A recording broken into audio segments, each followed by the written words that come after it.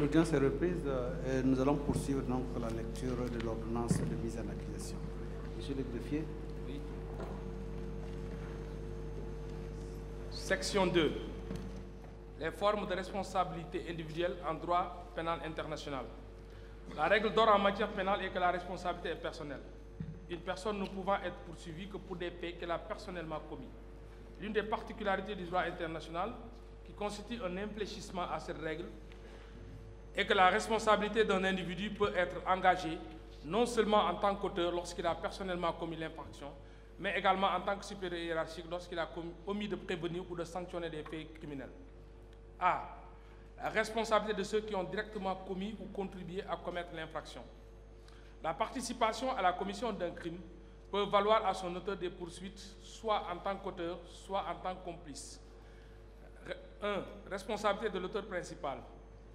L'auteur principal peut avoir commis le crime soit individuellement, soit conjointement avec d'autres. 1.1. Commission individuelle du crime. L'auteur qui a commis individuellement le crime est celui qui a personnellement et physiquement réalisé les éléments matériels de l'infraction.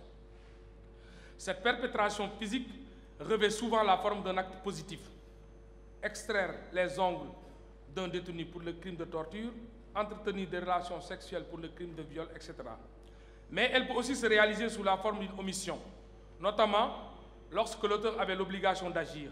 Ainsi, le TPIY a jugé que, en privant les détenus de nourriture, d'eau, de soins médicaux et d'installations sanitaires adéquates, Zdravko Mušić a contribué à maintenir les conditions inhumaines qui prévalaient dans les camps de détention de Célébici. 1.2. Commission conjointe du crime, l'entreprise criminelle commune. Le propre des crimes internationaux est d'être très souvent le résultat de l'action d'un groupe de personnes. Matériellement et intellectuellement, la planification et l'exécution de crimes de masse requièrent en effet une collaboration entre plusieurs personnes.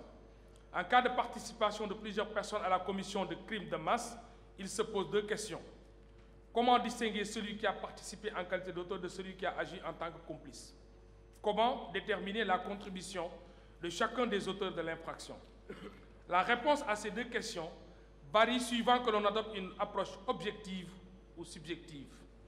L'approche objective met l'accent sur la réalisation d'un ou plusieurs éléments matériels de l'infraction. Seuls ceux qui exécutent physiquement le crime sont considérés comme étant des auteurs. L'approche subjective, par contre, se fonde sur l'état d'esprit dans lequel la contribution a été apportée. Ainsi, tous ceux qui apportent leur contribution dans l'intention partagée de commettre le crime peuvent être considérés comme les auteurs principaux du crime. C'est précisément cette théorie qui a été consacrée par le TPIY à travers la notion d'entreprise criminelle commune. Cette notion d'ECC permet de retenir comme auteur toute personne ayant participé à la définition d'un objectif ou dessein criminel, même si elle n'a pas participé physiquement à la commission de l'infraction. Cette idée a été bien systématisée par le TPIY dans l'affaire Tadić, lorsqu'elle souligne que la responsabilité individuelle ne vise pas uniquement ceux qui ont participé physiquement à la commission de l'infraction, mais également tous ceux qui, poursuivant un but commun, entreprennent de commettre un acte criminel qui est ensuite exécuté, soit de concert par ces personnes, soit par quelques membres de ce groupe de personnes. Dans l'affaire Mitar-Vasiljevic, le même tribunal précise que si le crime convenu est commis par l'un ou l'autre des participants à l'entreprise criminelle commune, telle que celle qui vient d'être décrite, tous les participants à cette entreprise sont pareillement coupables du crime commis, quel que soit le rôle joué par chacun d'entre eux dans sa perpétration. Ainsi, sont réputés avoir conjointement commis le crime non seulement ceux qui, de concert, ont physiquement perpétré l'actus reus, mais également tous ceux qui ont participé à la réalisation d'un but criminel commun.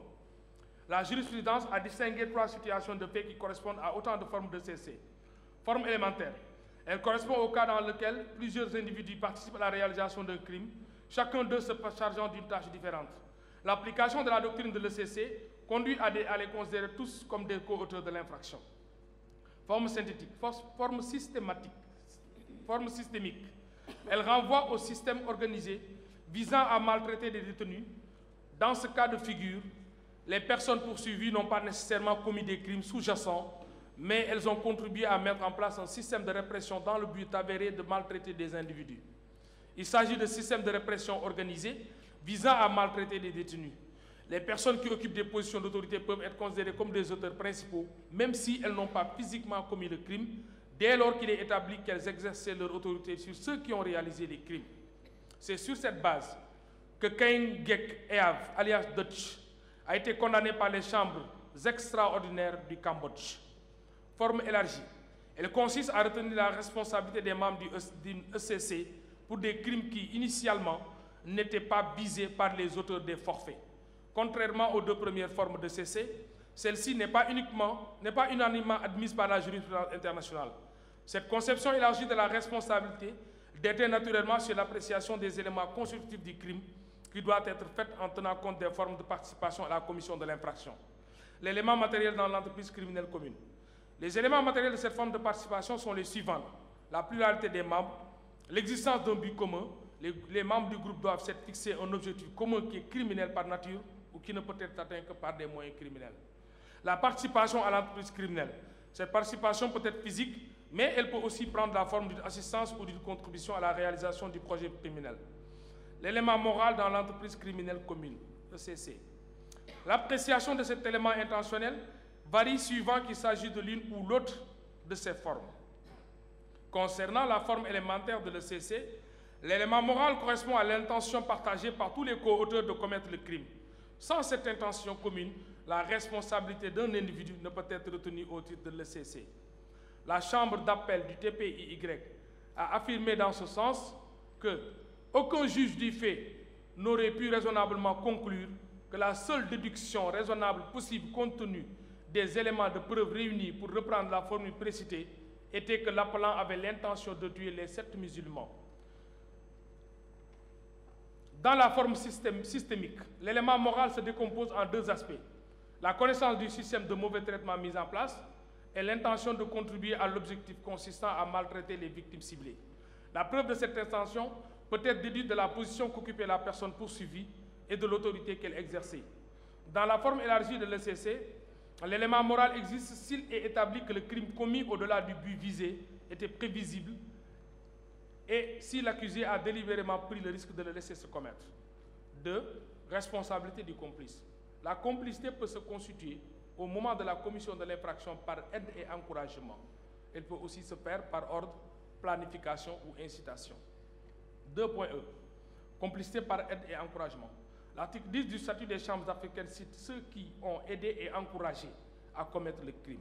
Cette notion d'aide et d'encouragement est une traduction directe de la formule du droit anglo-saxon aiding and abetting. Entendu ainsi, la notion de complicité est plus large que celle que prévoit le droit positif sénégalais qui limite la complicité aux actes positifs. En effet, la complicité au sens du statut et du droit international peut correspondre non seulement à une action mais également à une omission. La simple présence de l'accusé peut, dans certaines conditions, être constitutive d'un acte de complicité. Dans l'affaire Fouroundjiza, le TPIY a ainsi considéré que la présence de l'accusé et le fait qu'il ait poursuivi l'interrogatoire du témoin A ont encouragé l'accusé B et beaucoup contribué au crime. 2.2. Complicité par ordre, planification ou incitation. Ces formes de responsabilité sont considérées comme des modes accessoires de responsabilité par rapport à l'auteur principal. Pour établir que l'accusé a ordonné, planifié ou incité à commettre, il faudra prouver que le crime a été perpétré par une personne distincte de l'accusé. Cette personne exécutait un ordre ou un plan émanant de l'accusé ou avait été incitée à commettre le crime par ce dernier. Cette personne était animée également d'une intention criminelle. B. Responsabilité du supérieur hiérarchique. Le propre des crimes internationaux est d'être très souvent le résultat de l'action criminelle d'un groupe de personnes intervenant sous la forme d'une longue chaîne de responsabilité. Dans ces conditions, l'application stricte du principe de la responsabilité personnelle pourrait justifier la poursuite de tous ceux qui, sans intervenir directement, ont joué un rôle déterminant dans la commission des faits. La consécration du principe de la responsabilité pénale du supérieur hiérarchique permet précisément de retenir la responsabilité de toutes les personnes qui, sur la chaîne de commandement, ont contribué à la nationale. La nécessité de tenir compte de l'existence d'un commandement dans la répression des crimes internationaux a été très tôt reconnue, notamment à travers le règlement de La Haye, annexé à la Convention 4. Mais c'est surtout au lendemain de la Seconde Guerre mondiale, avec l'adoption du protocole 1, que le caractère coutumier de la responsabilité du supérieur hiérarchique sera finalement reconnu par la jurisprudence et la doctrine. Il est important de souligner que la responsabilité du supérieur hiérarchique ne constitue pas une responsabilité du fait d'autrui. Il s'agit d'une responsabilité pour fait personnel. Plus précisément, le supérieur hiérarchique engage sa responsabilité dès lors que, ayant su ou ayant eu des raisons de savoir que ses subordonnés avaient commis ou étaient sur le point de commettre des crimes, il n'a pris les mesures nécessaires pour empêcher le crime ou punir les auteurs. Sous quelques réserves près, ces conditions d'engagement de la responsabilité du supérieur hiérarchique s'appliquent tant aux civils qu'aux militaires. 1. Conditions d'engagement de la responsabilité du supérieur hiérarchique. 1.1. Existence d'un lien de subordination. Le principe de la responsabilité pénale du supérieur hiérarchique s'applique à toute personne investie d'un pouvoir hiérarchique. L'existence de ce pouvoir hiérarchique ne s'apprécie pas uniquement par rapport au statut officiel de l'intéressé. Au-delà de l'aspect formel, c'est le caractère effectif de l'autorité et du pouvoir de contrôle dont dispose la personne qui doit être prise en considération. Qui existe de facto ou de jure. L'existence d'un pouvoir de contrôle et d'une réalité capacité d'agir ou d'une réelle capacité d'agir constitue une condition sine qua non de l'engagement de la responsabilité du supérieur.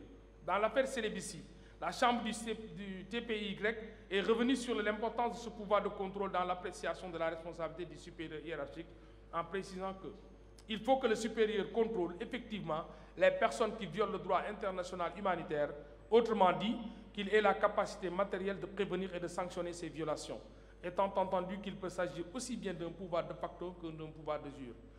La doctrine de la responsabilité du supérieur hiérarchique repose sur le pouvoir de contrôle du supérieur sur ses subordonnés. L'alinéa 4 de l'article 10 du statut des chambres africaines extraordinaires, qui reprend les termes de l'article 6 alinéa 1 du statut du TPIY et de l'article 7 alinéa 3 du statut du TPIR, prévoit que le fait que l'un quelconque des actes visés aux articles 5 à 8 du présent statut ait été commis par un subordonné n'exonère pas son supérieur de sa responsabilité pénale s'il savait ou avait des raisons de savoir que le subordonné s'apprêtait à commettre cet acte ou l'avait fait et que le supérieur n'a pas pris les mesures nécessaires et raisonnables pour empêcher que le dit acte ne soit commis ou en punir les auteurs. 1.2. Le supérieur savait ou avait des raisons de savoir. Cette condition qui renvoie à l'élément moral requis chez le supérieur hiérarchique recouvre des deux aspects alternatifs, la connaissance effective ou les raisons de savoir. La connaissance effective. 2 points, il savait.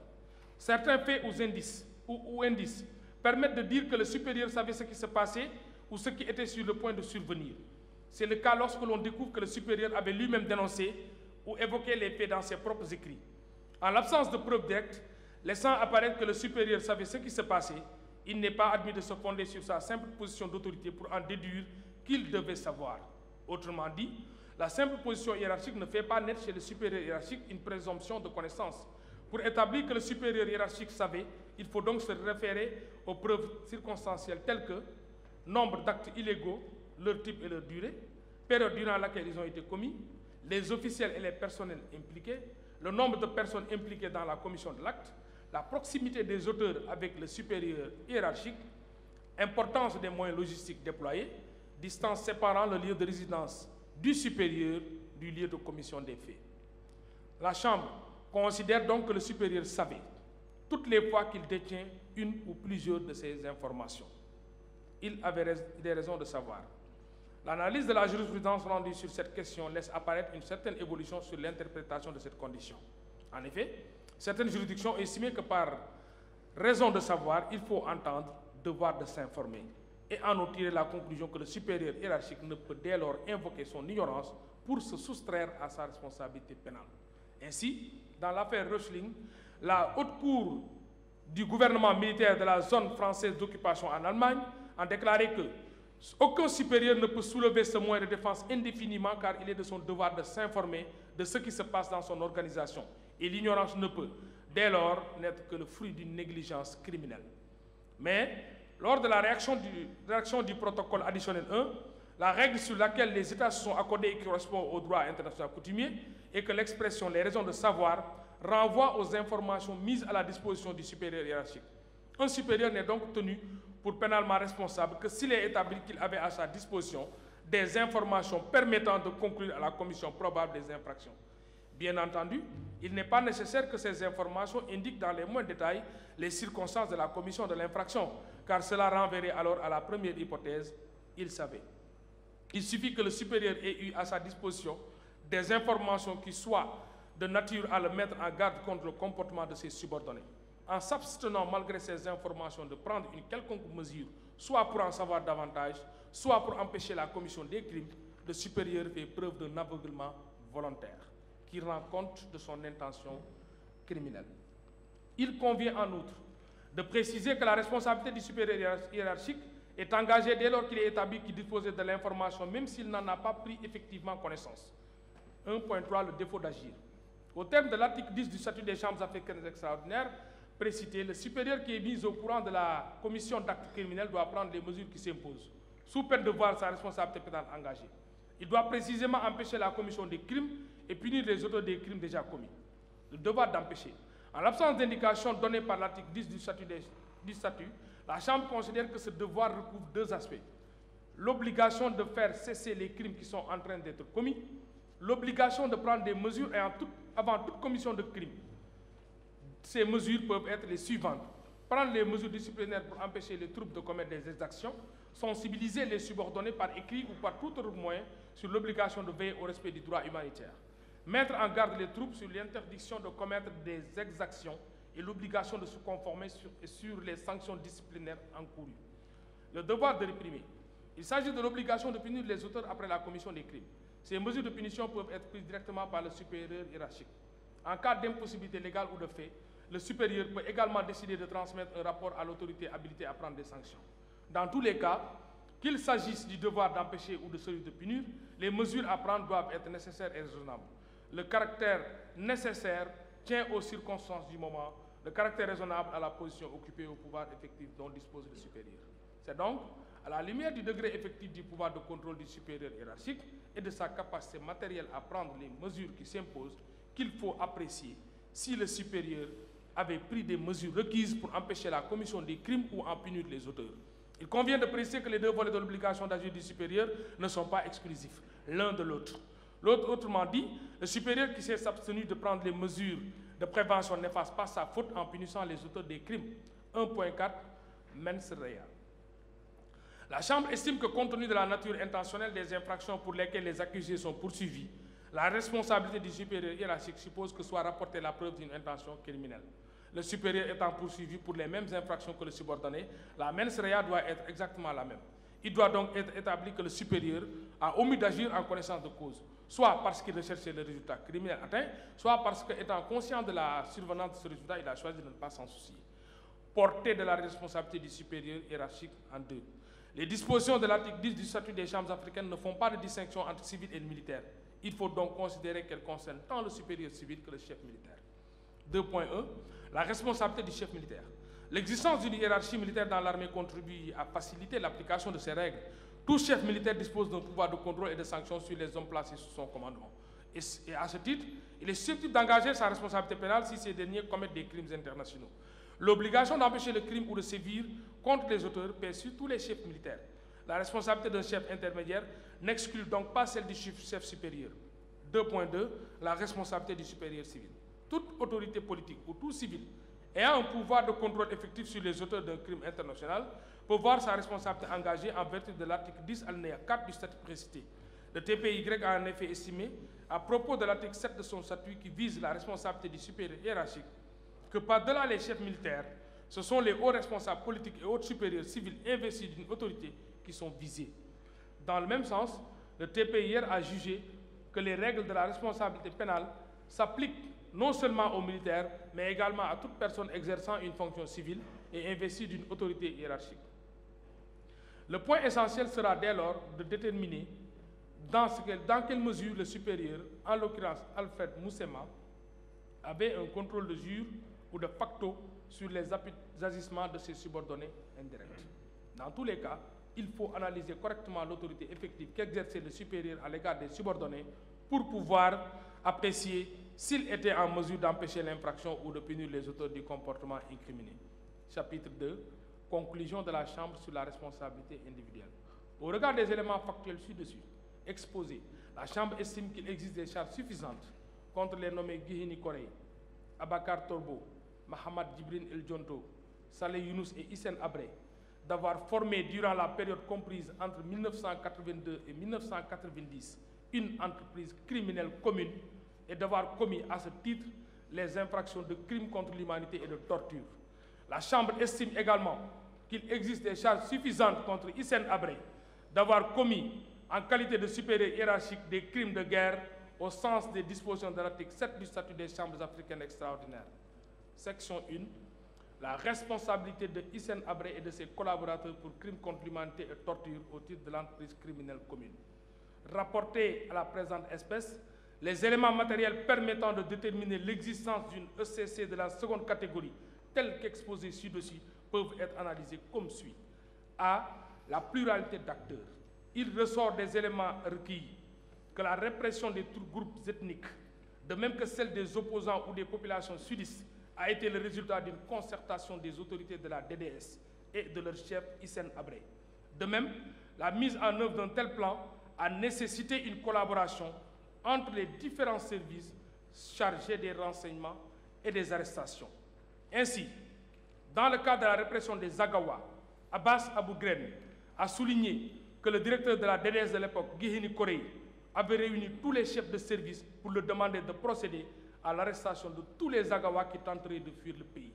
Dans le même sillage, le témoin Sabré Ribé, confirmé par de nombreux témoins et parties civiles, a affirmé qu'après l'arrestation, il revenait à la BSIR de procéder aux interrogatoires et aux tortures. Au regard de ces éléments, il apparaît donc que la commission des infractions de crimes contre l'humanité et de torture a été l'œuvre de plusieurs acteurs qui poursuivaient un but criminel commun, à savoir la mainmise sur le pouvoir par la pratique de la terreur sur la population. En B, le dessein criminel commun. Il ressort des déclarations de certains témoins ainsi que des conclusions du rapport d'expertise sur le contexte historique que dès son arrivée au pouvoir, Hissène Habré s'est fixé comme objectif de pacifier le sud du Tchad et de combattre les ennemis du régime. C'est dans ce cadre que, en plus d'avoir interdit toute formation de partis autres que l'UNIR, Hissène Habré a mis en place la DDS et ses structures parallèles avec pour mission d'assurer la sécurité intérieure et extérieure du pays. L'article 4 du décret portant création de la DDS dispose que la DDS est chargée, entre autres, de la collaboration à la répression par l'établissement des dossiers des individus, des groupements, de collectivités suspectées d'activités contraires ou seulement nuisibles à l'intérêt national. Par son libellé, ce contenu posait déjà les germes d'une politique de répression d'autant plus inévitable qu'elle revêtait les habits de la légalité. La volonté affichée par le régime d'étouffer dans l'œuf toute velléité d'opposition a dès lors tout naturellement conduit à assimiler toute contestation à une rébellion et à la combattre comme telle. Selon le témoin Saleh Batraki, directeur adjoint de la DDS de 83 à 84, la DDS procédait à des filatures, des arrestations et à des interrogatoires par le biais de la BSIR. Cette déclaration est confirmée par les archives de la DDS qui font état de détenus politiques arrêtés par elle.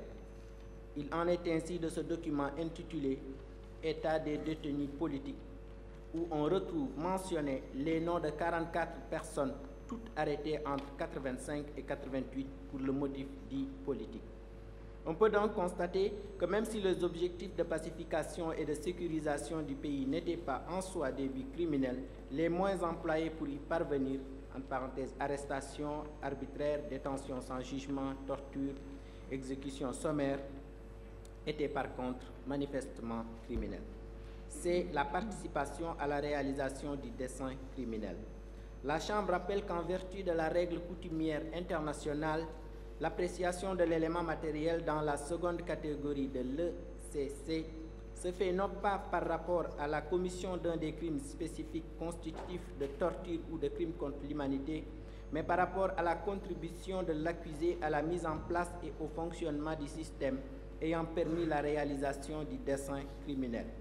À cet égard, compte tenu du rôle central de la DDS dans la commission des faits, il apparaît que les personnes visées dans la présente procédure qui ont été des dirigeants ou agents de la DDS ont joué un rôle, même si c'est à des degrés divers, dans la réalisation de ce dessein criminel. 1. Participation de Saleh Younous. Lors de son audition devant la Commission nationale d'enquête, Saleh Younus est revenu sur son rôle au sein de la DDS en ces termes. J'ai assuré la direction de la DDS d'avril 1983 à la fin de l'année 87. Pour avoir été le directeur de la DDS pendant au moins 4 années, Saleh Younus a contribué de façon décisive au fonctionnement du système de mauvais traitement mis en place au sein de cette structure. L'article 6 du décret portant création de la DDS souligne en effet que le directeur de la DDS coordonne et contrôle les activités des services qui en dépendent.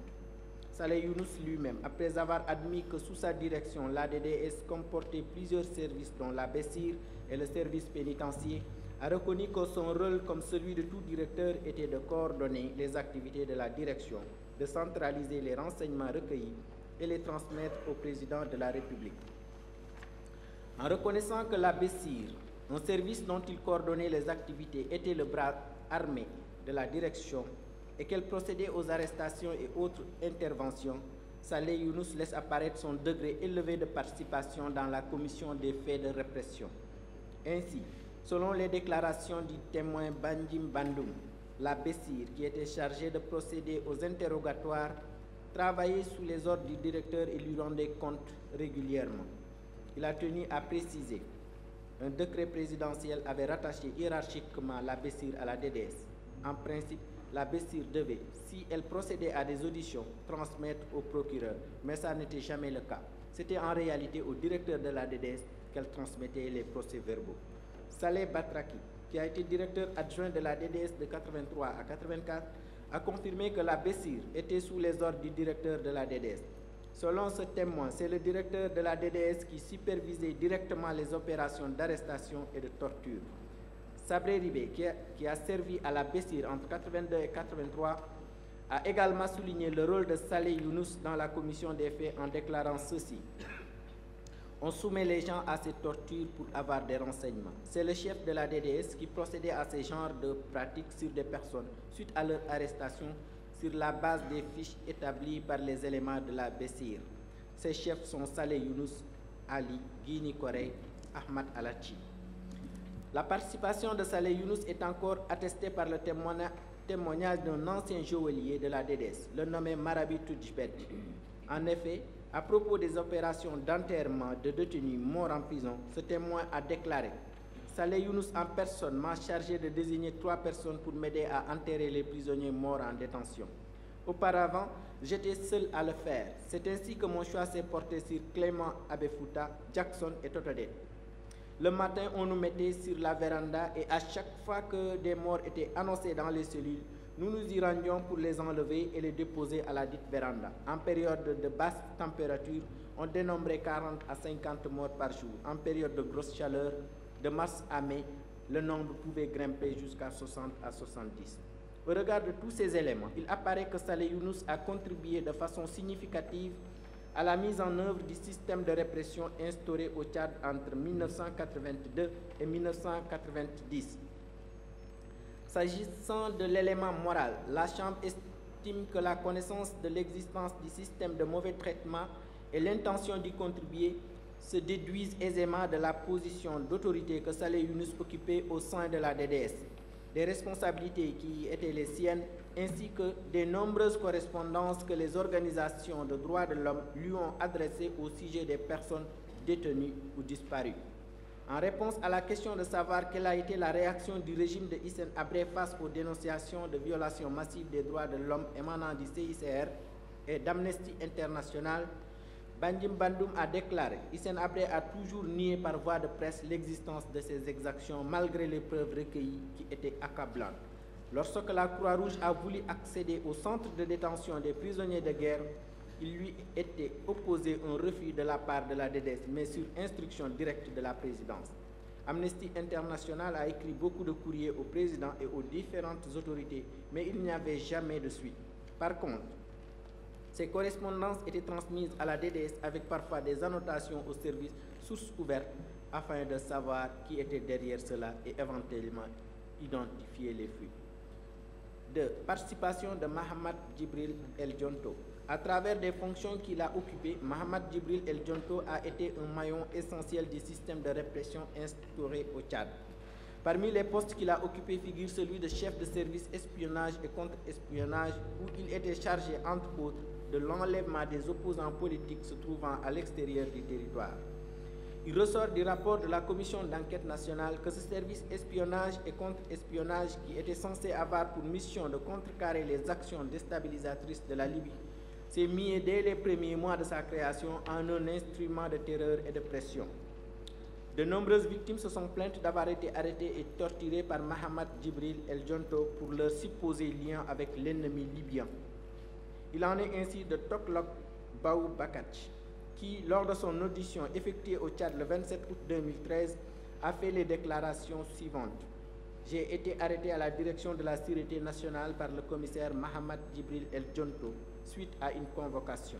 J'avais subi des tortures physiques et morales, telles que des piqûres avec des objets métalliques pointus, des frappes, des injures et des menaces de mort. J'ai été accusé d'intelligence avec l'ennemi. En 1989, Mohamed Djibril El Djonto a été nommé au poste stratégique de coordonnateur avec pour mission de superviser toutes les activités au sein de la DDS. Il ressort également des éléments du dossier que Mohamed Djibril El Djonto était membre de la plupart des commissions qui ont été mises en place à la DDS. La commission chargée des interrogatoires et des tortures, la commission chargée de la répression des membres de l'ethnie Hadjaraï dont il était le chef, la commission chargée de la répression des membres de l'ethnie Zagawa. Le témoin Yaldé Samuel, un gendarme qui a servi à la DDS de 87 à 90, a ainsi affirmé devant le juge d'instruction tchadien que la torture se pratiquait sous le vocable interrogatoire serré et que les tortionnaires sont Mohamed Djibril El Djonto, Issa Arawai et Doudou Yaldé Mbang. Ces déclarations sont confirmées par plusieurs victimes, dont Mohamed Dagash, qui a affirmé ceci. En mai 89, aux environs de 2 heures du matin, les agents de la DDS nommés Abakar Torbo, Gihini, Alachi et Djiddi Bichara se sont rendus à mon domicile à N'Djamena. J'ai été conduit au camp des martyrs où j'ai passé 3 mois avant d'être transféré à la DDS pour 5 mois de torture par Mohamed Djibril alias El Djonto. Ils m'ont attaché les 2 mains et pieds avant de plonger ma tête dans un seau d'eau. J'avais perdu connaissance. Le nommé Abakar Mustafa Babirama a également déclaré ceci. J'étais arrêté pour la première fois à Gordolet dans mon atelier de menuiserie sous prétexte que j'avais déchiré la photo de Hissène Habré. J'ai passé 8 mois sans être interrogé ni torturé. J'ai été libéré par Saleh Younis, le directeur de la DDS. Il m'a dit qu'il exerce dans un service très compliqué, donc que je sorte sans dire mot. Le 8 août 1988, j'étais repris par Mohamed Djibril El Djonto et Warou. Ils m'ont enfermé dans une cellule de 1 mètre carré pendant 3 jours sans manger ni boire. Il a donné des instructions en ma présence en disant que j'étais un grand ennemi de Hissène Habré. Le 11 août à minuit, El Djonto et Warou m'ont amené dans la salle de torture où j'ai été ligoté. Arbatachar. Ils m'ont fait boire suffisamment d'eau et j'ai perdu connaissance. 25 minutes de pause, j'ai repris mon souffle. Ils ont repris encore, mais cette fois-ci, c'était des bastonnades. J'ai subi 3 jours de torture successives. Ils ont voulu passer à l'électrocution, mais Dieu merci, il y a eu coupure d'électricité. J'ai passé 2 ans et demi en prison. J'ai obtenu ma libération avec l'arrivée du MPS le 1er décembre 1990. La nommée Madina Fadoul Kitir, une autre partie civile, a également soutenu avoir été victime des agissements de Mohamed Djibril El Djonto en ces termes. J'ai été arrêté le 21 avril 1989 aux environs de 2 heures du matin chez ma mère par 3 personnes en tenue civile. J'ai été conduite à la piscine où j'ai été présenté devant le nommé Mohamed Djibril El Djonto. Ils m'ont demandé des nouvelles de mon époux, le nommé Hassan Chafardine Bahar. Je leur ai répondu que je n'ai pas de ces nouvelles. Mohamed Djibril et Abakar Todo ont ordonné aux agents de la DDS de me taper pour avoir des aveux. J'ai mal au rein parce que j'ai été torturé en prison. À ma sortie de prison, j'ai été évacué en Jordanie et au Soudan pour les soins. Les médecins m'ont interdit d'accoucher.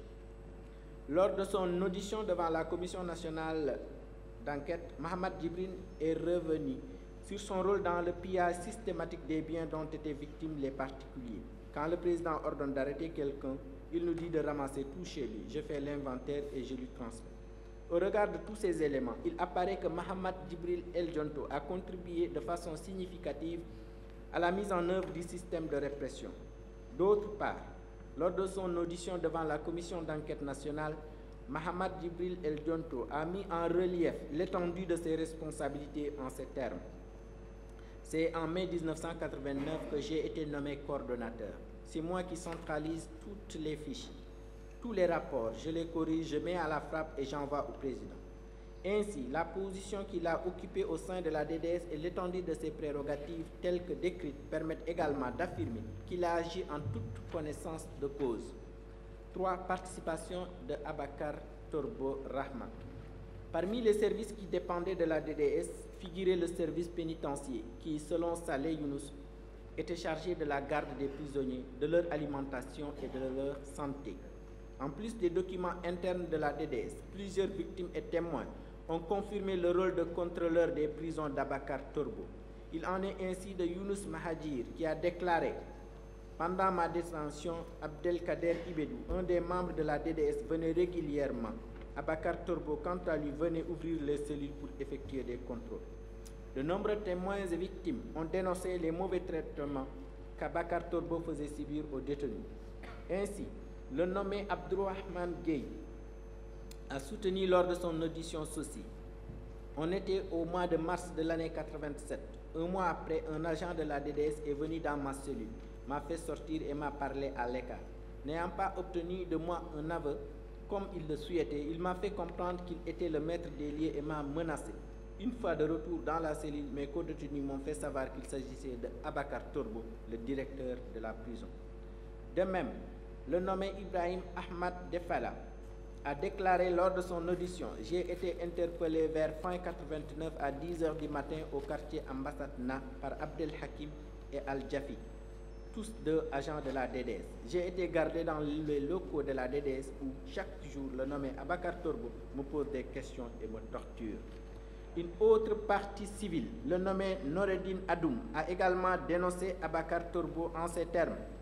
Le 4 juin 1989, à 9h du matin, 6 véhicules, dont 4 bourrés de militaires, s'étaient rendus à mon domicile pour m'interpeller.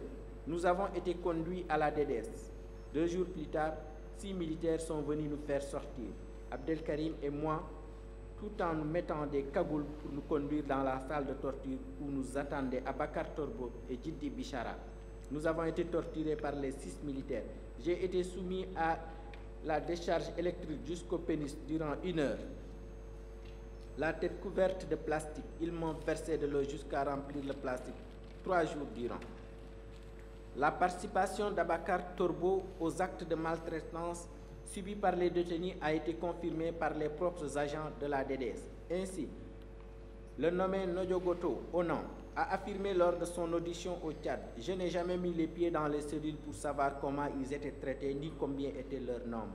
Seul Abakar Torbo savait ce qui s'y passait et c'était lui seul qui rendait compte à ses supérieurs. » De même, Saria Asnek Dono, qui fut infirmier-major à la Bessir de 82 à 89 et qui, à ce titre, se rendait régulièrement dans les prisons, a déclaré « Les prisonniers étaient maltraités. J'avais demandé à plusieurs reprises à Abakar Torbo, qui était chef du service pénitentiaire, l'évacuation des prisonniers à l'hôpital, mais il n'a jamais donné suite à mes demandes. » Comme beaucoup d'autres témoins, Saria Asnek Dono a insisté sur le nombre élevé de morts constatés dans les prisons de la DDS. À ce titre, il a déclaré « Abba Moussa se présentait chaque matin devant la cellule pour dire « Kammat », combien de morts en arabe tchadien.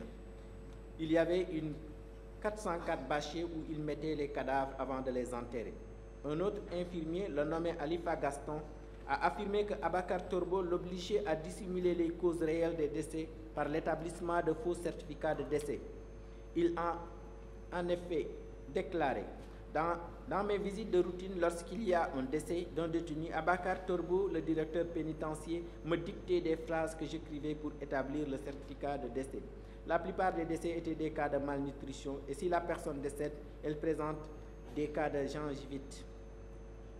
J'écrivais souvent sur le certificat de décès que les détenus sont morts d'avitaminose. Cette volonté de dissimuler la réalité des faits est corroborée par les déclarations de la nommée Hawa Brahim, qui a soutenu le 2 juin 1985, le commissaire Wakay, à la tête d'une équipe, était venu arrêter ma mère. Mais comme celle-ci avait vent des rumeurs, elle a pris la fuite. Waka et son équipe m'ont arrêté à sa place et m'ont enfermé au poste de police du commissariat central de N'Djamena. J'avais mis 2 ans de détention. Le commissaire a dit que si ma mère revient, je serai libéré. Mais lorsqu'elle est revenue, on l'a conduite dans les locaux de la DDS. Nous étions restés séparés pendant 2 ans. Après cela, ma mère, d'autres femmes et moi, au nombre de 9, avons été conduites à Wadidoum, dans le Bet. Nous étions ligotés, privés de nourriture et d'eau pendant 3 jours avant d'arriver à destination. À Wadidoum, nous étions enfermés dans une maison d'où nous avions subi des violences sexuelles quotidiennes durant 1 an et 2 mois, puis subitement nous avons été ramenés à la DDS à N'Djamena. Abakar Torbo nous a présenté le Coran pour prêter serment de ne rien révéler à notre sortie. Et c'est ainsi qu'une nuit, nous étions embarqués dans une 404 bâchée conduite par Abba Moussa. Ensuite, chacun a été déposé chez elle. Il ressort également des témoignages recueillis que c'est Abakar Torbo qui organisait les opérations d'enterrement des cadavres des détenus morts en prison. Le témoin Bandim Bandoum a ainsi souligné que ceux qui supervisaient l'enlèvement des corps étaient Abakar Torbo, chef service pénitentiaire, et son adjoint Abba Moussa. Au regard de tous ces éléments, il apparaît que Abakar Torbo a contribué de façon significative à la mise en œuvre du système de répression. Sa participation dans la dissimulation des véritables causes et du nombre de décès est également révélatrice de la conscience qu'il avait de la nature du système de répression instauré à la DDS. 4. Participation de Gihini Corée. À la suite de Saleh Younous, il a été le second directeur de la DDS de 1987 à 1989. Saleh Younous a relaté les circonstances de la nomination de Gihini Corée en ces termes. En 1987, à la veille de l'arrestation de Maldoum Bada Abbas, quelques personnes avaient pu s'échapper. Le président de la République a estimé qu'il fallait nommer un autre directeur. C'est ainsi que Gihini Corée a pris ma place à la tête de la DDS. En sa qualité de directeur, il a donc eu, au même titre que Saleh Younous, à coordonner les activités des services qui dépendaient de la DDS. Son passage à la tête de la DDS a coïncidé avec la période de répression des membres des ethnies Hadjaraï et Zagawa. À cet égard, nombreux sont les témoins et parties civiles qui ont mis en relief le rôle particulièrement déterminant qu'il aurait joué dans les opérations d'arrestation et d'exécution de la population civile. Ainsi, Abbas Abougren, entendu en qualité de témoin le 23 août 2013, a déclaré ceci. Juste après le mouvement du 1er avril 1989, une commission ad hoc a été créée pour la répression des Zagawa. Gihini Corée a réuni tous les chefs de service de la DDS et leur a demandé de procéder à l'arrestation de tous les Zagawa qui tenteraient de fuir le pays. Il y a eu ainsi des arrestations massives sur l'ensemble du territoire. À l'est, Biltin, à la frontière tchado-soudanaise, il y a eu des arrestations suivies d'exécutions. Le 1er avril 1989, les militaires de la sécurité présidentielle ont quadrillé la ville de N'Djamena et ont procédé à des fouilles et arrestations systématiques des Zagawa. Ces déclarations sont corroborées par celles de Saleh Younous faites devant la commission. J'ai appris que Gihini Corée a organisé plusieurs exécutions collectives de prisonniers militaires. Des renseignements divers me sont parvenus à ce sujet, mais je n'ai jamais cherché à en savoir plus.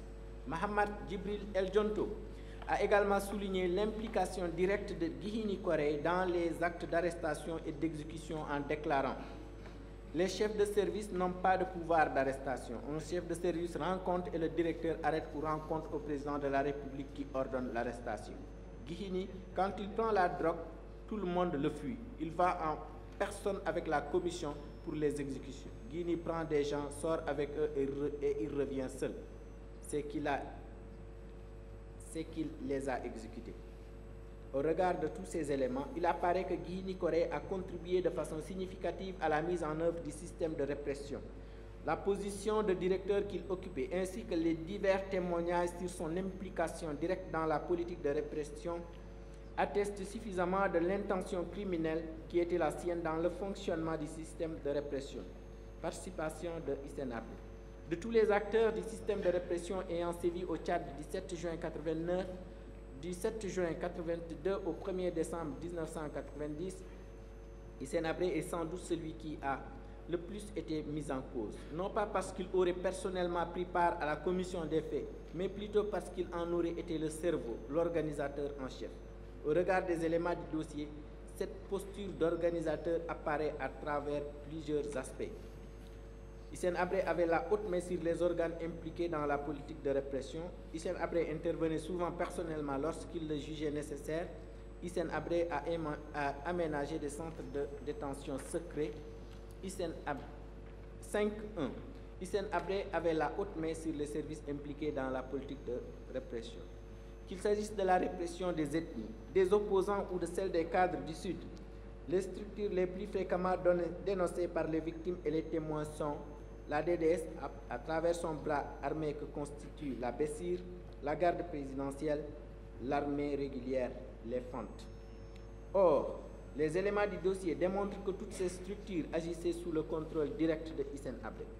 Petit A, Hissène Habré avait la haute main sur la DDS et la BESIR. La soumission de la DDS au président de la République est d'abord matérialisée par le décret portant création de cette structure, dont l'article 1er dispose expressément que cette structure est directement subordonnée à la présidence de la République en raison du caractère confidentiel de ses activités. Dans une note de service qu'il a adressée le 26 août 1987 au président de la République et à tous les chefs de service de sécurité, le directeur de la DDS souligne que celle-ci constitue l'œil et l'oreille du président de la République. L'analyse des archives de la DDS montre effectivement que Hissène Habré exerçait sur cette structure tous les pouvoirs d'un chef hiérarchique, le pouvoir d'instruction, le pouvoir de nomination, le pouvoir de contrôle et le pouvoir de révocation. Les éléments du dossier font également ressortir deux aspects qui sont révélateurs du niveau de contrôle poussé que Hissène Habré exerçait sur la DDS. Hissène Habré recevait quotidiennement les comptes rendus des activités menées par la DDS. Le témoin Bandim Bandou a ainsi souligné que tous les procès-verbaux sont adressés au président. Ils sont systématiquement transmis au président. Jamais on n'utilisait les courriers pour transmettre ces procès-verbaux. C'était toujours le directeur qui allait remettre personnellement plusieurs fois par jour. Ces déclarations sont confirmées par le témoin Sabré Ribé, qui a également affirmé que dans le cadre des activités de la DDS, les fiches établies par la BESIR parvenaient quotidiennement au président de la République. L'analyse des archives de la DDS révèle effectivement que Hissène Habré recevait régulièrement des fiches d'information sur ce qui se faisait au sein de la DDS. Ainsi, on retrouve dans les correspondances adressées au président de la République de l'époque plusieurs courriers relatifs au fonctionnement de la DDS, notamment sur les aspects suivants: compte rendu de fin de stage du personnel de la DDS, arrestation d'un présumé opposant et transfèrement à la DDS, désignation des agents de la DDS devant aller en pèlerinage à la Mecque, demande d'attribution de tentes formulée par la DDS au profit des éléments de la BESIR. La grande diversité de ces courriers laisse penser que Hissène Habré tenait à être informé sur tout ce qui se passait au sein de la DDS, comme l'a du reste soutenu le témoin Nodjugoto Onan. En effet, ce dernier, qui a exercé les fonctions de coordonnateur de la DDS de 87 au 5 août 89, a également déclaré lors de son audition: Hissène Habré est au courant de tout ce qui se passe dans la DDS. Il a des personnes qui lui rendent compte des moindres faits par radio. Il a des indicateurs dans la cour de la prison. Je suis catégorique. Rien de ce qui se passe ne lui échappe. Saleh Younous a également précisé que jusqu'en 1984, la DDS était rattachée au ministère de l'Intérieur, mais qu'en 1985, elle en a été détachée pour être placée sous le giron de la présidence. Ce changement, qui dénote d'une volonté affirmée de garder un contrôle étroit sur la DDS, doit être mis en rapport avec l'observation de ce témoin qui a tenu à souligner que la direction devait s'occuper au début de contrecarrer toute action des Libyens contre le Tchad, mais petit à petit, le président lui-même a donné une nouvelle orientation à la direction et en a fait un instrument de terreur et de répression. Les chefs de service n'agissaient pas sans son ordre. Le témoin Sabré Ribé, qui a servi au sein de la BESIR, a en effet souligné: nous recevions des ordres du chef qui était le président de la République, parce que toutes les fiches qui lui parvenaient quotidiennement, et c'est sur ces ordres que nous agissions, et personne ne peut poser un acte sans son ordre. Dans le même sens, Bandim Bandoum a déclaré: parmi les détenus jugés dangereux, il y avait Haroun Godi, un ancien compagnon de lutte du président, Detni Hadjaray, qui était secrétaire d'État. Je précise qu'il s'agissait d'un ami de Saleh Younous, le directeur de la DDS, ce qui démontre bien que seul le président avait la haute main sur le sort des détenus. L'analyse des archives de la DDS tend également à confirmer que les ordres d'arrestation, de détention ou de libération venaient de Hissène Habré. En effet, sur l'une des nombreuses fiches adressées au président de la République, il est indiqué la mention suivante: contrôler l'existence de ces prisonniers de guerre. Désormais, aucun prisonnier de guerre ne doit quitter la maison d'arrêt, sauf cas de décès. Dans son rapport, l'expert en écriture, M. Robin Tanaka, a souligné dans ses conclusions que les écritures figurant sur cette fiche correspondent à celles de l'inculpé Hissène Habré. B. Hissène Habré avait la haute main sur la garde présidentielle. Selon le témoin Baningar Kassala, personne en dehors de Hissène Habré ne pouvait donner des ordres à la DDS et à la garde présidentielle. Il en est de même des renseignements généraux. C. Habré avait la haute main sur l'armée. Il ressort des éléments du dossier que le contrôle que Hissène Habré exerçait sur l'armée se manifestait à travers la mise en place d'un système de renseignement bien huilé et une mainmise sur les opérations militaires.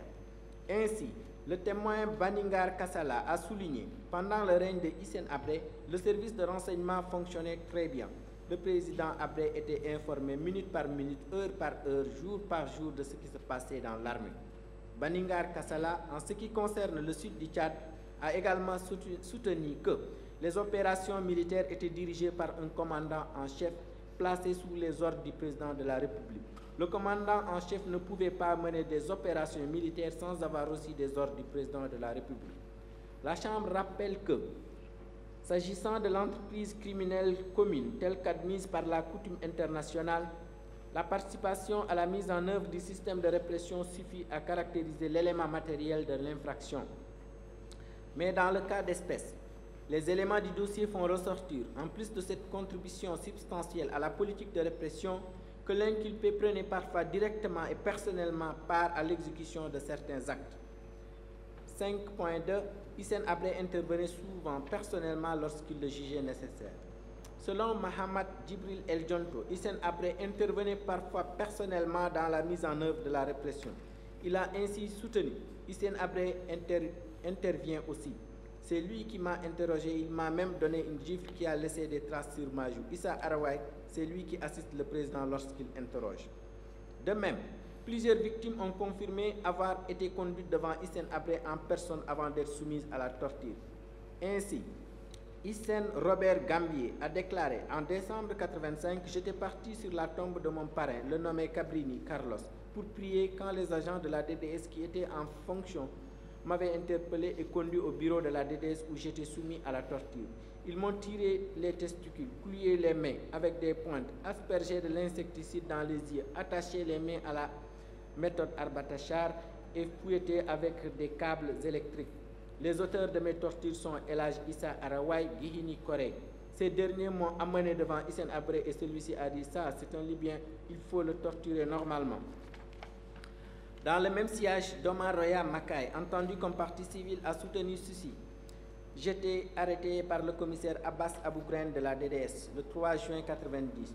On me reprochait d'avoir tenu une réunion secrète avec le groupe de Maldoum Abbas et Idriss Déby pour une conspiration d'une action lors de mes voyages au Nigeria.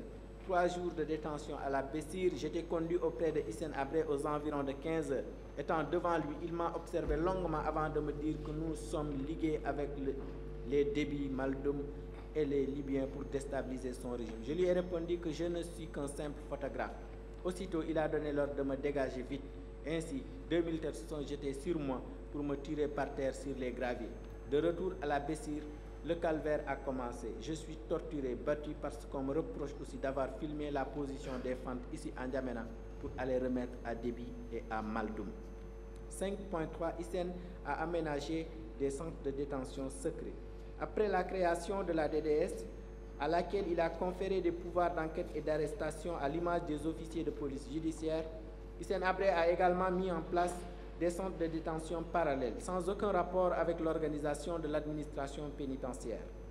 L'existence de ces lieux de détention, dont l'un se trouve au sein même des locaux de la présidence, apparaît comme l'ultime pièce de l'architecture mise en place pour les besoins de la répression. Au regard des éléments du dossier, Hissène Habré n'était donc pas seulement le concepteur de ce système de répression, il en était aussi l'animateur. L'analyse des archives de la DDS montre effectivement que le directeur de la DDS, l'œil et l'oreille du président de la République, recevait régulièrement de la part des différents régisseurs de prison les comptes rendus de la situation qui prévalait dans ces établissements.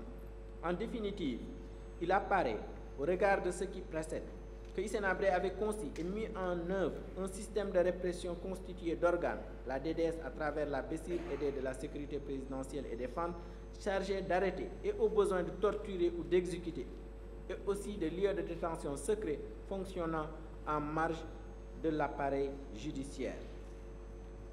Les nombreuses correspondances qui lui ont été adressées par les organisations de défense des droits de l'homme, dont Amnesty International, ainsi que son implication personnelle dans certains actes de torture, sont révélatrices de la conscience qu'il avait de la nature criminelle de ces actes. Section 2. La responsabilité de Hissène Habré pour crimes de guerre en qualité de supérieur hiérarchique. Conformément à ce qui a été indiqué plus haut relativement à la responsabilité du supérieur hiérarchique, il convient d'apprécier la responsabilité de Hissène Habré en sa qualité de supérieur hiérarchique à la lumière des points suivants. Existence d'un lien de subordination entre les services impliqués dans la commission des crimes de guerre et Hissène Habré, la connaissance par Hissène Habré de la commission des dits crimes, le défaut d'agir de Hissène Habré. A. Existence d'un lien de subordination entre les services impliqués dans la commission des crimes de guerre et Hissène Habré. 1. Les services impliqués dans la commission des crimes de guerre. 1.1. L'implication des FANT. De nombreux témoins et parties civiles ont évoqué l'implication directe des FANT dans la commission des crimes de guerre. Ainsi, à propos du massacre des cadres civils du Gant, lors de la bataille de Faya-Largeau en 1983, Garon Djarma a relaté les circonstances dans lesquelles les FANT ont commis des crimes. Par ailleurs, plusieurs parties civiles confirmées en cela par des témoins de contexte tels que Banjim Bandoum ont pointé du doigt l'implication des FANT dans le massacre des Kodo commis à Delhi en 1983. L'implication des FANT dans la commission des massacres de Delhi résulte également d'une conclusion de l'expertise balistique. En effet, les experts anthropologiques ont identifié les objets trouvés sur le corps des victimes comme étant des cartouches de calibre 7.62/39, 7.62/51 et 7.62/52. Or, l'un des témoins entendus, Bandingar Kassala, un ancien membre de l'armée tchadienne, a affirmé que les armes utilisées par la garde présidentielle et les FANT répondent à ces calibres. L'implication des FANT dans l'exécution de civils ou de prisonniers de guerre ressort des archives de la DDS. Ainsi, dans une correspondance que le sous-préfet de Mouassala a adressée au préfet du Moyen Chari le 10 août 1985, il est fait état de la liste de 68 personnes tuées par les FANT le 28 juillet 1985 à Ndiola 1 et Ndiola 2. Le sous-préfet s'y exprime en ces termes. J'ai le profond regret de vous rendre compte et de vous communiquer la liste des morts et des blessés de la population des villages de Ndiola 1 et Ndiola 2, massacrés dans la journée du dimanche 28 juillet 1985 par les forces gouvernementales venant vers la direction de Koumra. 1.2. L'implication de la DDS. Plusieurs témoins et parties civiles ont mis en exergue le rôle joué par la DDS dans la commission des crimes de guerre. Ainsi, s'agissant de l'exécution des prisonniers de guerre à Ambing, qui a eu lieu en 1983, Ousmane Abakar, ex-membre du GUNT, a soutenu que ce sont les responsables de la DDS qui ont enlevé 152 prisonniers de guerre et les ont exécutés dans un village à Ambing. Ces déclarations ont été confirmées par Bishara Djibril Ahmed, le seul prisonnier de guerre à avoir survécu à ce massacre. L'implication de la DDS dans les faits de torture commis à l'encontre des prisonniers de guerre ressort également des archives de la DDS relatives aux conditions dans lesquelles ces derniers étaient détenus ainsi qu'aux nombreux décès qui en résultaient. Le fait que de nombreux prisonniers de guerre aient été transférés à N'Djamena et détenus dans les locaux de la DDS est suffisamment révélateur du rôle des responsables de cette structure dans la commission de ces crimes. 1.3. L'implication de la garde présidentielle ou sécurité présidentielle. Selon plusieurs victimes et témoins, la garde présidentielle a participé à la commission des crimes de guerre commis au sud à l'occasion du conflit armé entre les FANT et les Kodo. Ainsi, à la question de savoir si la garde présidentielle était présente dans la zone sud durant les massacres de 84, Banjim Bandoum a répondu « Oui, il y avait la garde présidentielle qui était présente dans cette zone, notamment à Sar, les uniformes de la garde présidentielle étaient identifiables. Il s'agissait d'uniformes de camouflage. Ils étaient mieux équipés que les troupes régulières des FANT. On les distingue facilement. Outre les dépositions de plusieurs autres parties civiles et témoins, ces déclarations sont également confirmées par le contenu de certains documents retrouvés dans les archives de la DDS. Ainsi, il est indiqué dans une correspondance intitulée « Synthèse situation générale dans la tente Gilet » qui rend compte de la situation militaire et a entraîné les événements du 15 septembre 1984 et du 10 octobre 1984 dans la tente Gilet, et en particulier à l'Aïe, que tout a commencé avec l'arrivée inopinée des éléments du service présidentiel le 21 août 1984 à l'Aïe. L'arrivée instantanée de cette force a suscité de vives réactions dans les milieux laïcois et a plongé nombre de citoyens dans le doute. Dans le même ordre d'idée, dans une correspondance retrouvée dans les archives de la DDS et datée du 2 avril 1984, intitulée « Compte rendu des opérations effectuées le 19 mars 1984 par le camarade Hamid Hachim et les éléments FAN de la garnison de Moundou », il est fait état de l'arrestation et de l'exécution de 2 personnes par la garde présidentielle. Dans son analyse sur la hiérarchie fonctionnelle des FANT, figurant dans son rapport, l'expert militaire a fait état de la mention dans certaines synthèses mensuelles de renseignement du déploiement des éléments de la sécurité présidentielle dans les zones militaires. 2. Le contrôle exercé par Hissène Habré sur les services impliqués dans la commission des crimes de guerre. 2.1. Le contrôle exercé sur la DDS.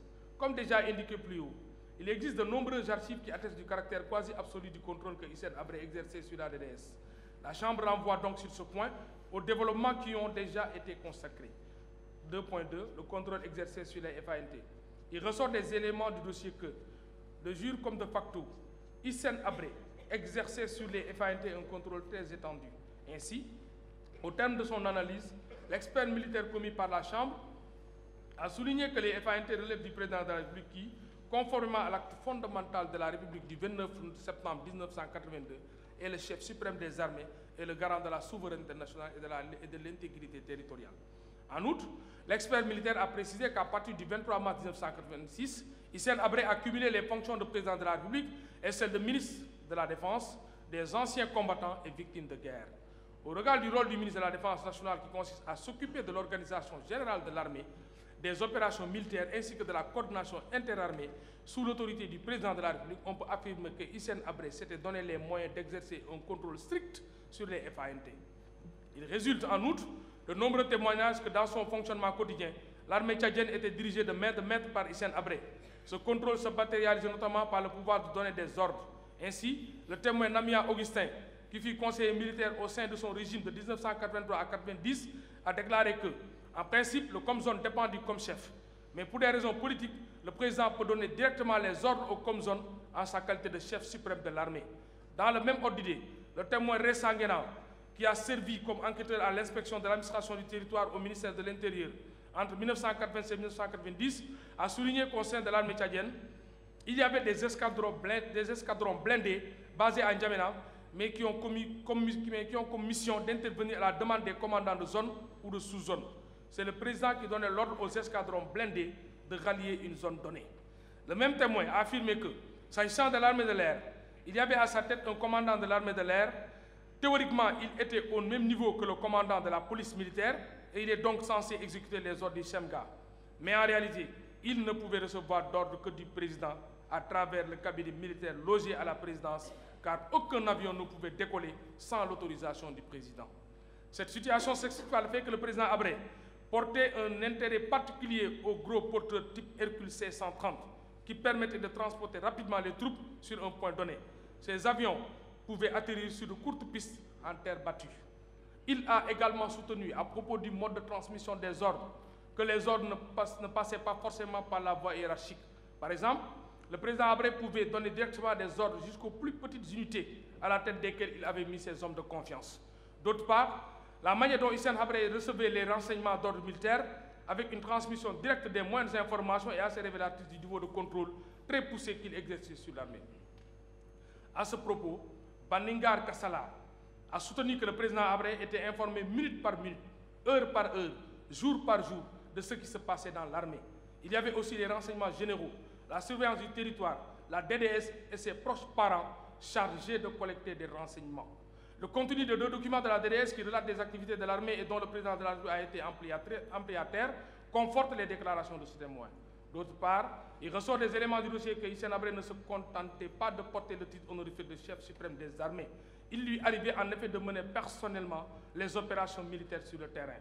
Ainsi, de nombreux témoins ont affirmé que c'est lui qui a dirigé les opérations militaires lors de la bataille de Faya-Largeau.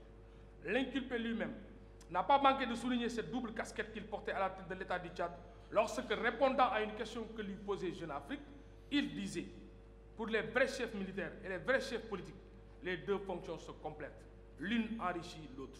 Je me trouve très bien dans cette peau-là. » Au regard de ces considérations, il apparaît que Hissène Habré exerçait sur l'armée tchadienne, de facto comme de jure, un pouvoir qui lui permettait de contrôler et de diriger tout ce qui s'y faisait.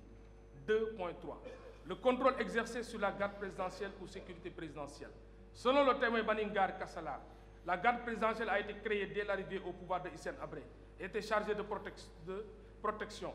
On peut dire que la garde présidentielle dépendait du président de la République, mais elle avait un pied à l'état-major.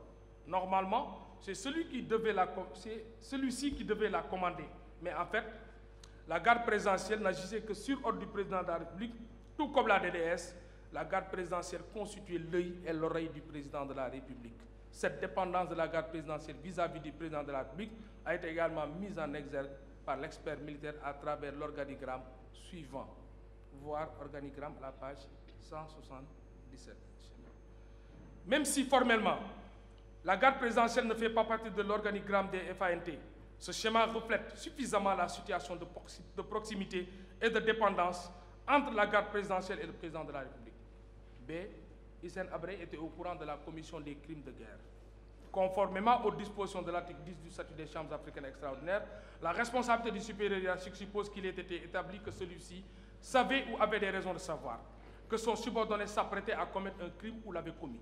La Chambre rappelle que conformément à ce qui a été indiqué plus haut, cette connaissance peut être déduite de preuves directes, de preuves circonstancielles, d'informations et a été mise à la disposition du supérieur. Les preuves directes et circonstancielles ont trait à la connaissance effective. Il savait. Tandis que la condition « il avait des raisons de savoir » renvoie au fait que le supérieur hiérarchique avait à sa disposition un certain type d'informations.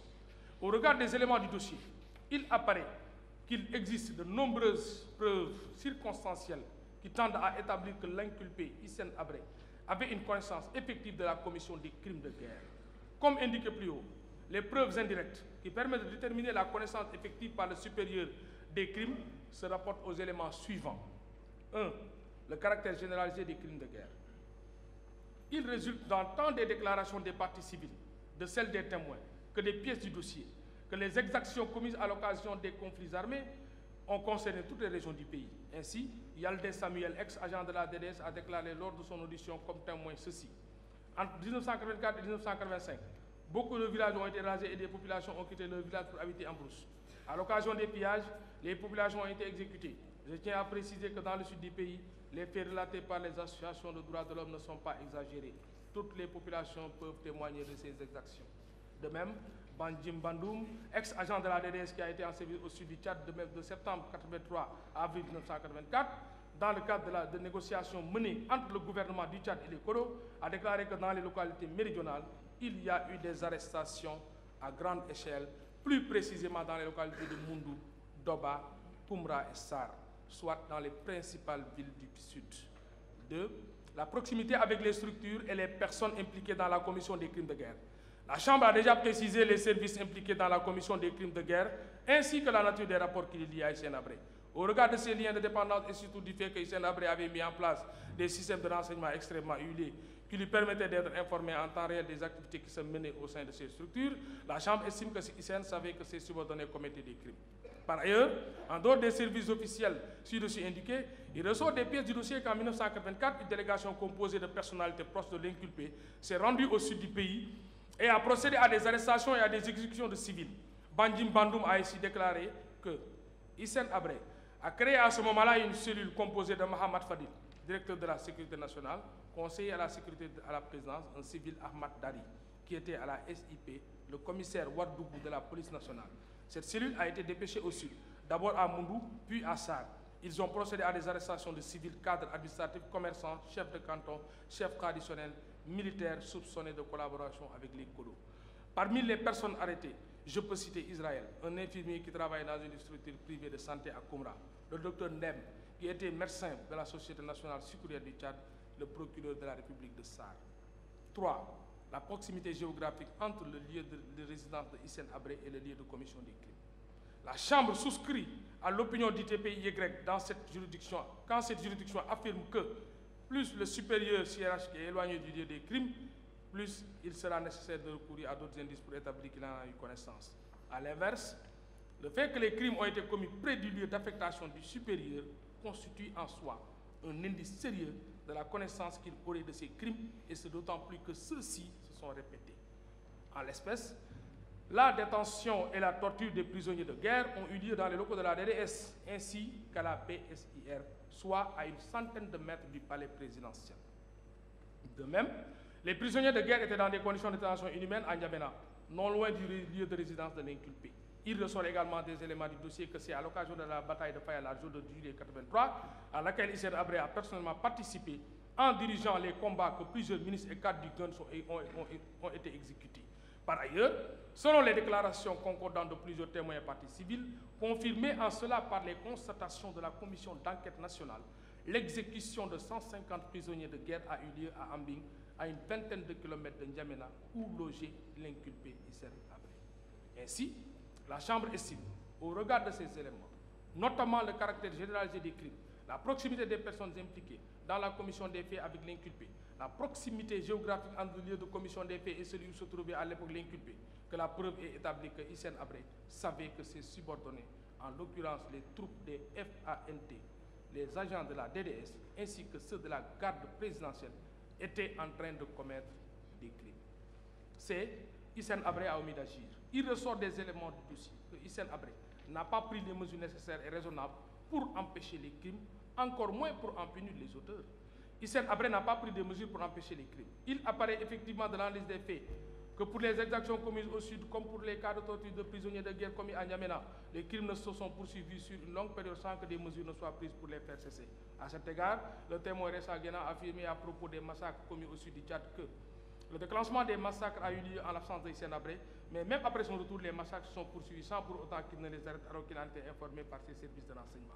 Ainsi, malgré le fait que les fiches de renseignement qui lui parvenaient régulièrement, Hissène Habré n'a pas cru devoir mettre un terme au agissement des agents de la DDS, qui lui étaient pourtant entièrement dévoués. Au contraire, il ressort des pièces du dossier que s'agissant des prisonniers de guerre en situation de détention, Hissène Habré avait interdit toute mesure tendant à l'élargissement ou à une meilleure prise en charge médicale.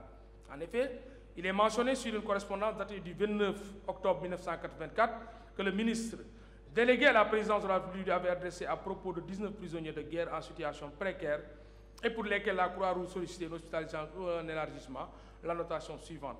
Désormais, aucun prisonnier de guerre ne doit quitter la maison d'arrêt, sauf en cas de décès. Cette annotation, faite manuellement, et que l'expert a identifié comme étant l'écriture de Hissène Habré, montre que loin de prendre des mesures nécessaires et raisonnables pour empêcher les crimes de guerre, l'inculpé s'opposait plutôt à toute forme de mesure allant dans ce sens. 2. Hissène Habré n'a pas pris de mesures pour punir les auteurs. Il ressort du dossier que, à l'exception des massacres commis à Ngalo, aucune mesure de punition n'a été prise contre les auteurs de forfaits. Ainsi, Baningar Kassala a souligné ceci. Je n'ai jamais entendu dire que Hissène Habré a essayé de faire quelque chose pour arrêter les massacres. Seulement, je tiens à préciser qu'après avoir établi et transmis ma fiche pour informer des massacres commis à Ngalo par le commandant de compagnie de Koumra et son adjoint, aidé des militaires, ces deux officiers qui avaient déserté leur poste pour se réfugier à N'Djamena, ont été recherchés, retrouvés et ramenés. Menottes au point sur ordre de Hissène Habré à la demande du commandant Abderrahman Bourdami. Ils ont été ramenés à Ngalo au lieu de commission des crimes pour une commission officielle conduite par le général Zamtato. Ils furent exécutés publiquement sur le lieu où ils avaient exécuté plus de 80 personnes. Il ressort des déclarations de ce témoin que pour des faits similaires ayant fait l'objet de comptes rendus de sa part, aucune sanction n'a été prise. Il affirme en effet, pour Ngalo, il y a eu des sanctions, contrairement aux événements de Kontogoro. J'avais envoyé des fiches relativement aux événements de Kontogoro, exactement comme j'avais fait avec ceux de Ngalo. J'ignore les raisons de cette différence de traitement. Titre 6, sur les renseignements de personnalité. Par décision en date du 17 février 2014, la Chambre d'instruction a ordonné une enquête sur la personnalité de l'inculpé Hissène Habré, ainsi que sur sa situation matérielle, familiale et sociale. Concernant la situation familiale et sociale de l'inculpé, il résulte des rapports établis par l'enquêteur que Hissène Habré est marié à 2 épouses et père de 6 enfants, outre ses fils adoptifs qu'il a élevés comme ses propres enfants. L'inculpé est par ailleurs propriétaire de 2 maisons situées respectivement à Ouakam et au Mamel. Il est décrit comme étant un individu très généreux et très apprécié de ses voisins de quartier.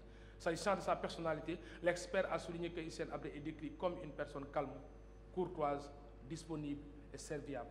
Selon l'enquêteur, ses amis ont témoigné qu'il ne reste pas assis pour saluer quelqu'un.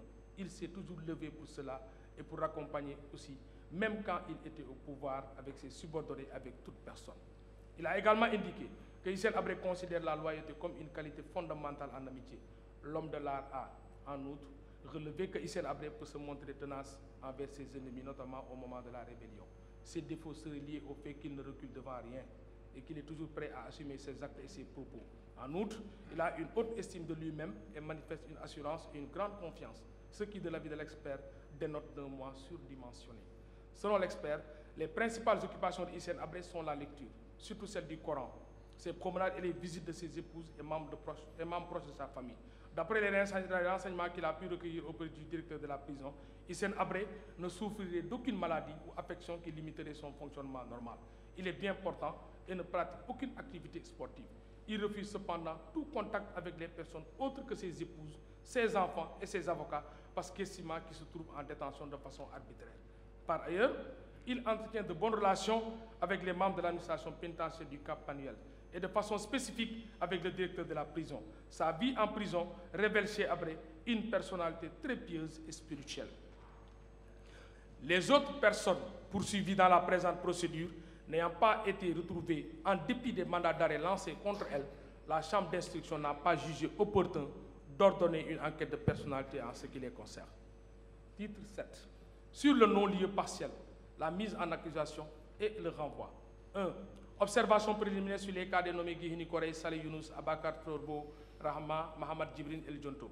Il résulte de tout ce qui précède qu'à l'exception de Zakaria Berdei, toutes les autres personnes visées dans la présente procédure sont impliquées dans la commission des faits criminels qui viennent d'être décrits. La Chambre tient toutefois à faire observer que pour des raisons d'ordre légal, elle ne peut tirer toutes les conséquences juridiques de cette appréciation. Il convient en effet de rappeler que la décision de renvoi devant une juridiction ne peut être prise contre une personne qui n'a été ni inculpée ni entendue. Lorsqu'il s'agit, comme c'est le cas en l'espèce de mise en cause contre qui des mandats d'arrêt ont été émis, le procès verbal de recherche infructueuse qui tient lieu d'inculpation constitue un préalable nécessaire à toute décision de renvoi en jugement. À cet égard, il y a lieu de souligner qu'en dépit de multiples sollicitations qui leur ont été adressées, notamment dans le cadre de l'exécution des commissions rogatoires internationales, les autorités judiciaires tchadiennes n'ont ni notifié les mandats, ni dressé de procès verbal de vaine recherche. C'est précisément pour contourner les difficultés liées à l'exécution de tels mandats que la Chambre d'instruction avait sollicité par CRI, en date du 3 octobre 2014, l'inculpation et l'interrogatoire des 10 mises en cause actuellement en détention au Tchad, à savoir Saleh Younous et Mohamed Djibril El Djonto. Comme indiqué plus haut, cette série n'a finalement pas été exécutée, l'État requis ayant estimé que les concernés faisaient déjà l'objet d'une poursuite au Tchad. Au regard de ces considérations, force est d'admettre que le statut d'inculpé ne peut être reconnu aux surnommés, qu'ils ne peuvent donc être renvoyés devant la juridiction de jugement. 2. Sur le non-lieu partiel. Considérant que dans la partie consacrée à l'analyse des infractions sous-jacentes, constitutives de crimes de guerre, la Chambre avait conclu à l'absence de charges pouvant justifier le renvoi de Hissène Habré des crimes suivants: privation d'un prisonnier ou de toute personne protégée de son droit d'être jugé régulièrement et impartialement, article 7-1-E. Destruction ou appropriation de biens non justifiés par des nécessités militaires et exécutés sur une grande échelle de façon illicite arbitraire, article 7-1-E. Qu'en conséquence, elle estime qu'il n'y a pas lieu à le suivre davantage de ses chefs. 3. Sur la mise en accusation et le renvoi de Hissène Habré. Considérant qu'au terme de l'instruction menée dans le cadre de cette procédure, il apparaît que des charges suffisantes existent contre Hissène Habré d'avoir commis les infractions de crimes contre l'humanité, de crimes de guerre et de crimes de torture. Que tel qu'indiqué plus haut, la Chambre d'instruction estime que la responsabilité de l'inculpé est susceptible d'être engagée au titre de l'entreprise criminelle commune pour le crime contre l'humanité et le crime de torture et en qualité de supérieur hiérarchique pour le crime de guerre. Que dans les deux cas de figure, l'absence de ces collaborateurs ne constitue pas un obstacle aux poursuites ou au jugement, dès lors que l'identité de ces derniers et leur participation dans la commission des faits paraissent établies. Qu'au regard de ce qui précède, il résulte de la procédure des charges suffisantes contre Hissène Habré d'avoir commis les infractions suivantes. Crime contre l'humanité, d'avoir au Tchad, dans la période du 7 juin 1982 au 1er décembre 1990, depuis temps non couvert par la prescription du fait de l'imprescriptibilité prévue par l'article 9 du statut des chambres africaines extraordinaires, commis sur les populations civiles, les Hajara et les Zagawa, les opposants et les populations du Sud, les actes ci-après constitutifs de crimes contre l'humanité au sens des articles 6 et 10 du statut des chambres africaines extraordinaires au sein des juridictions sénégalaises. Homicide volontaire, article 6-B, pratique massive et systématique d'exécution sommaire, article 6-F, enlèvement de personnes suivies de disparition, article 6-F, torture et actes inhumains causant intentionnellement de grandes souffrances ou des atteintes graves à l'intégrité physique ou à la santé physique et psychique, inspirés par des motifs d'ordre politique, national, ethnique, article 6-G. Crime de torture, d'avoir dans de la fonction publique ou agissant à titre officiel ou à son instigation ou avec son consentement exprès ou tacite, commis la torture au sens des articles 8 et 10 du statut des chambres africaines extraordinaires par tous actes par lesquels une douleur ou des souffrances aiguës ou mentales sont intentionnellement infligées à une personne aux fins notamment d'obtenir d'elle ou d'une tierce personne des renseignements ou des aveux, de la punir d'un acte qu'elle ou une tierce personne a commis ou est soupçonnée d'avoir commis, de l'intimider ou de faire pression sur elle, ou d'intimider ou de faire pression sur une tierce personne, ou tout autre motif fondé sur une forme de discrimination.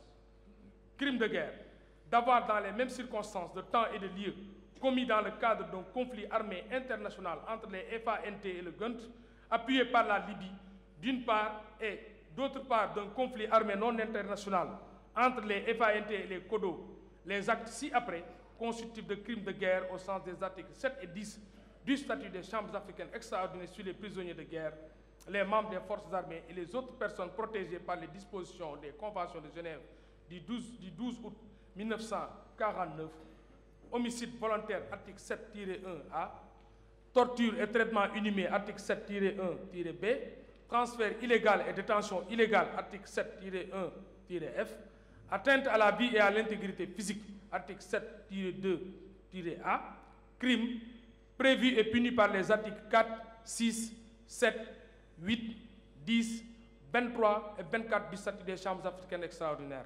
Par ces motifs, vu les dispositions des articles 11 et 16 du statut des chambres africaines extraordinaires et les articles 171 et 175 du Code de procédure pénale du Sénégal, constatons l'impossibilité sur le plan juridique de procéder au renvoi des nommés Guihini Korey, Saleh Younous, Abakar Torbo Rahma et Mohamed Djibrin El Djonto du fait de la non-obtention du procès verbal de recherche infructueuse et de la non-exécution par l'État du Tchad des mandats d'arrêt ainsi que de la commission rogatoire internationale en date du 3 octobre 2014. Disons, ni avoir lieu à suivre davantage contre Hissène Habré des chefs de 1. Privation d'un prisonnier de guerre ou de toute autre personne protégée de son droit d'être jugé régulièrement et impartialement, article 7-1-E. 2. Destruction ou appropriation de biens non justifiés par des nécessités militaires et exécutés sur une grande échelle de façon illicite et arbitraire, article 7-1-E. Décernons ordonnance de prise de corps contre l'inculpé Hissène Habré. Ordonnons sa mise en accusation et son renvoi devant la Chambre africaine extraordinaire d'assises pour être jugé conformément à la loi. Fait à Dakar le 13 février 2015 et signé par les juges de la Chambre africaine d'instruction. Merci, Monsieur le greffier. Et nous louons sincèrement vos efforts pour cette lecture. Oui. Monsieur le Président, une minute, Monsieur le Président. Je vais le dire tout seul, sans micro. Ok, allez-y. Monsieur le Président, une minute. Vous êtes saisi, INREM, par cette ordonnance de renvoi Alors très modestement, au nom des parties civiles que nous représentons, nous vous demandons simplement de prendre acte, pour la loyauté des débats, des réserves. C'est tout simple, des réserves que nous formulons quant au mode de responsabilité. Donc les réserves que nous actons pour ce qui concerne le mode de responsabilité. Vous êtes évidemment maître de la qualification à la fin des débats, mais nous souhaitons que toutes les parties sachent que nous avons des réserves. C'est la loyauté des débats qui l'exige.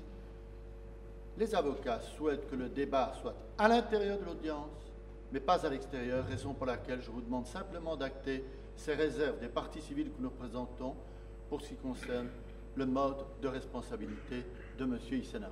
Je vous remercie. Maître, la Chambre souhaiterait que ces réserves soient faites suivant une requête écrite. Je vous la déposerai à la reprise d'instance. Bien, pour des questions j'allais dire d'intendance. Nous venons donc de terminer la lecture de cette ordonnance de mise en accusation. Et en principe, à la reprise, nous devons procéder à l'audition des premiers témoins. Il est bientôt 13 h.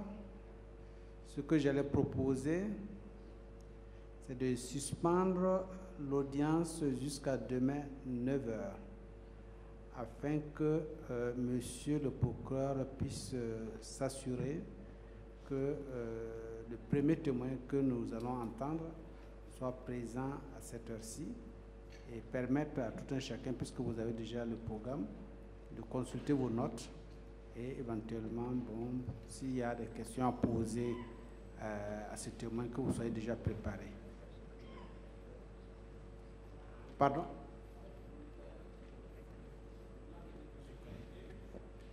Il était prévu une audition donc des experts qui avaient établi le rapport. Oui, en fait, puisque je parle de témoins, je parle en termes génériques, hein, je ne parle pas des témoins entendus suivant le code de procédure pénale. Donc la citation a été délivrée donc à cette personne-là, qui en principe doit se trouver dans la salle. Bien, de toute façon, nous prenons acte, nous disons que l'audience sera suspendue jusqu'à demain 9 h pour que nous commençons déjà les premières auditions. Je vous remercie. Et l'interrogatoire qui était prévu